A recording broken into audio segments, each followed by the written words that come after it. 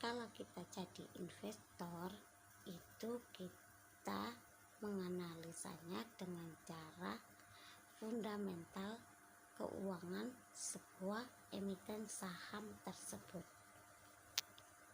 Assalamualaikum warahmatullahi wabarakatuh. Apa kabar semuanya? Kembali di sini saya akan berbicara tentang saham lagi ya. Di sini saya edukasi, bukan rekomendasi ya. Saham itu lembar-lembar kertas kepemilikan di sebuah perusahaan tatkala kita ikut andil bermodal di emiten-emiten saham yang ada di Bursa Efek Indonesia atau di bursa luar negeri atau pasar modal gitu ya. Dan tatkala kita ikut andil bermodal di emiten-emiten saham tersebut, itu tatkala kita menyimpan uang kita dalam kurun waktu yang panjang, itu kita jadi investor. Investor itu tatkala kita membeli emiten tersebut dan kita simpan dalam kurun waktu yang panjang. Dan tatkala kita menyimpan saham kita di sebuah perusahaan yang ada di pasar modal itu dalam kurun waktu yang panjang, otomatis kita selaku investor mencari sebuah perusahaan yang berkembang seperti itu. Tatkala kita jadi investor itu kan kita menyimpannya dalam kurun waktu yang panjang kan, otomatis kita itu mencari sebuah emiten perusahaan yang bagus, dari ekuitasnya yang gede gitu ya, modalnya yang gede gitu.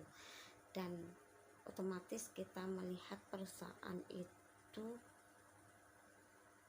juga dari segi laba setiap tahunnya atau per 3 bulan sekali, yang mana perusahaan ini kan mencatatkan tuh data-data hasil keuangannya selama 3 bulan sekali atau setiap tahun sekali begitu ya. Kita kan bisa melihat tuh ya, kalau teman-teman ingin tahu data-data keuangan perusahaan emiten yang kita maksud, itu kita bisa melihat di idx.co.id atau di Bursa Efek Indonesia.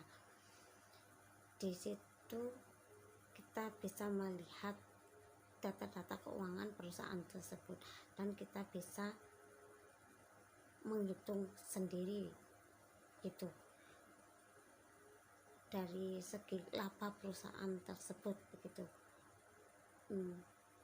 Dan otomatis jika kita jadi investor itu kita ya mencari dividen begitu, karena kita seorang investor dan kita menyimpan uang kita dalam kurun waktu yang panjang, otomatis kita juga mencari sebuah perusahaan yang membagikan labanya kepada para investornya. Hasil laba yang dibagikan kepada para investornya itu namanya dividen. Jika kita menjadi seorang investor, itu pasti kita akan mendapatkan undangan RPUS. Itu adalah perusahaan mengundang para investornya untuk rapat pembagian dividen seperti itu. Bagi para investor yang mengikuti acara rapat RPUS itu kita bisa melihat antara yang diomongkan oleh seorang pengusaha dengan perkataannya, nanti kita bisa pegang tuh apakah dia konsisten atau enggak. Jika dia konsisten berarti dia seorang pengusaha yang bisa dipercaya, dan tatkala omongannya itu konsisten dapat dipercaya, jadi tatkala mencatatkan data-data keuangannya di Bursa Efek Indonesia pun dia akan jujur. Dan tatkala omongannya itu bisa dipegang, maka akan memperoleh dividen rutin setiap perusahaan membagikan dividennya kepada para investornya.